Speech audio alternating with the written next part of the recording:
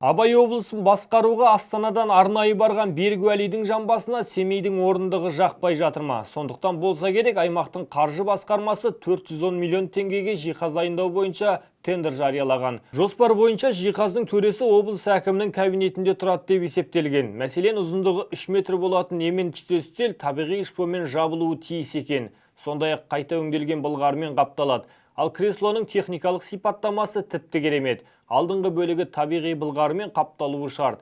Тіреуіш жерінің сүйегі темір болғанмен бук жабыны болуы қажет. Көп позициялық бекіткіші бар механизм еркін шайқалуға мүмкіндік беруі тиіс. Қысқасы, мұндай креслода отырған адам қол астындағы қызметкерлерге қалай айғайласа да жарасқалы тұр. Биылғы қала бюджеттен рұқсат етілмеген қоқыс орындарын тазалауға және сенбіліктерді өткізуге 120 миллион теңге бөлінді деп баяндамаңызда көрсетесіз. Баяндамаңызда тұр. 120 миллион теңге. Бұл тек қана сенбіліктердегі шыққан қоқыс тазалауға. Қайда сол ақша? Неге талап етпейсіз? Бұл сөзді Берік Уәли 2 ай бұрын ғана айтқан. Соған қарағанда сенбілікке бөлінген 100 миллион ақшаны қоқыспен бірге полигонға төккенше қымбат кресло сатып алып астымызға басып отырайық деген сияқты. Алайда ел жұрт сулағаннан кейін ол ойынан айныған түрі бар.